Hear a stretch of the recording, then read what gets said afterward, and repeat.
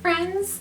Today I am sharing with you my 8-week pregnancy update. As always, I'll talk about my stats and symptoms, and then after that I will tell you all about how my 8-week ultrasound went. So, baby is the size of a raspberry. Food aversions, I'm still having aversions to mostly all types of food. I really don't have much of an appetite lately, so it's just hard. Food in general just doesn't sound good, especially things like vegetables, spinach, broccoli, pretty much any type of vegetable. My taste buds have changed and none of that tastes the same to me anymore. And I don't know, it's just so weird.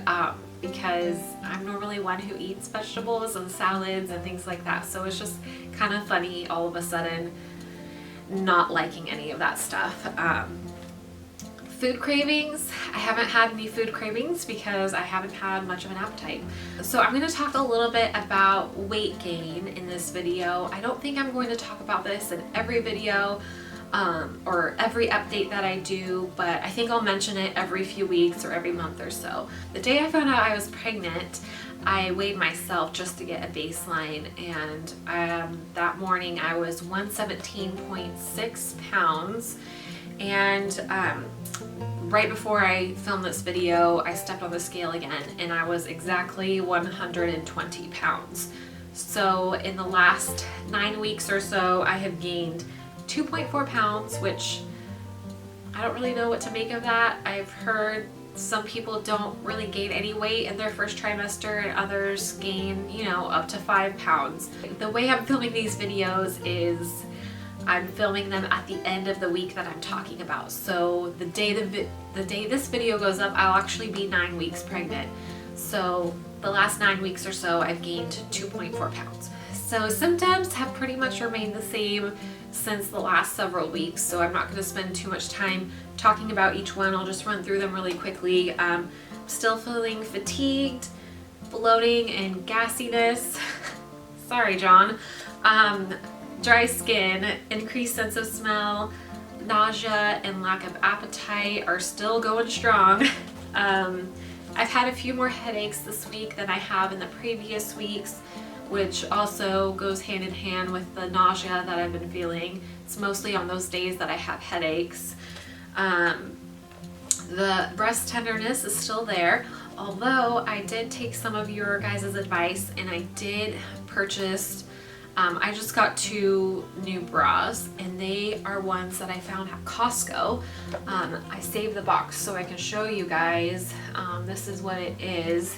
The brand is Gloria Vanderbilt, I think, and I have never heard of this brand, but Costco had quite a few options for like wireless bras, and I just ended up choosing this one because it's wire-free and it has removable pads in them for, extra coverage. And then the straps are adjustable too. I'm so glad that I purchased this. It's a 2-pack and I think it was $12 or $13, which is an amazing price. You can't really beat that. So I'm so happy that I got this because I'm just so much more comfortable. It's still sore, but it's much more manageable, and I would highly recommend you guys get something like this. I know quite a few of you mentioned I should just start investing in nursing bras, which I do plan on doing at some point. I just want to do more research into the different brands and different types and kind of maybe go somewhere and try some on and see which ones I like. Another thing I wanted to mention was in my last video I talked about how I received the C-bands, which I'm not wearing them right now. I should be wearing them though. The C-bands and the Pregi Pop Drops. The C-bands definitely help. On the days that I have headaches though, nothing really helps to ease the nausea. It's just it just is what it is. When I have a headache, there's nothing I can do to really ease it. But when I don't have a headache, I notice a big difference when I'm wearing the C-bands versus when I'm not. So those definitely help. I'll link them in the description box down below. I got them off Amazon, and I would highly recommend you purchase those.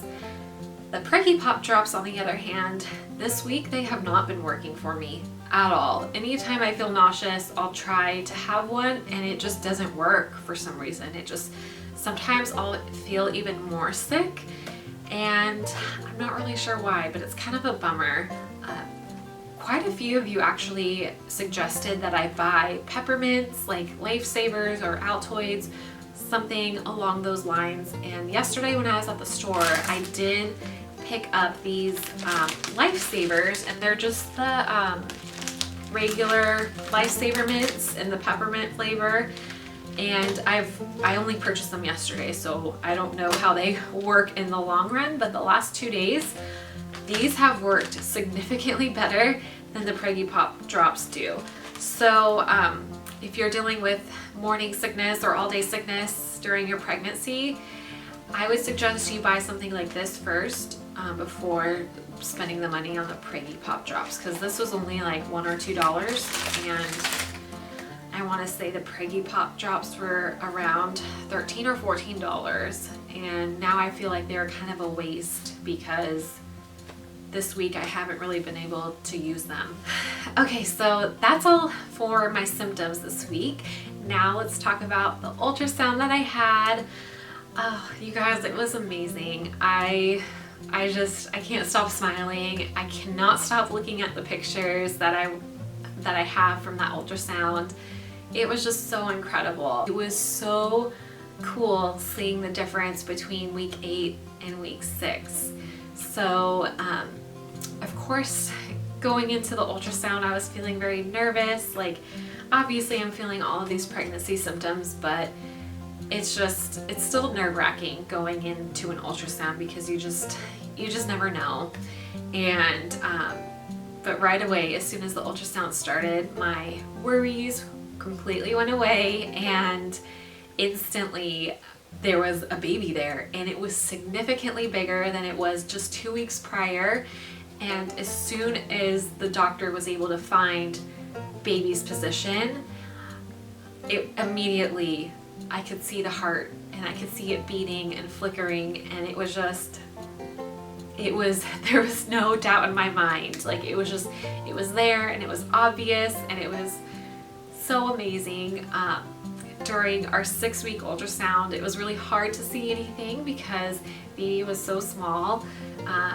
But this time it was just, there was no question about anything, and it was so amazing getting to see that flicker of the heartbeat there. So not only could I see the heartbeat, but I was actually able to hear the heartbeat, and I get emotional talking about it. Hearing baby's heartbeat for the first time was one of the most incredible moments I have ever experienced. We've wanted this for so long, and just getting to the point where we can see and hear the heartbeat is just so amazing. And unfortunately, John couldn't be there for my appointment, and because of that, they actually let me record on my phone the heartbeat, which I'm so thankful for, because I've been watching it every day and crying every time I watch it. So I will insert a clip from our ultrasound here, that way you guys can hear baby's heartbeat as well.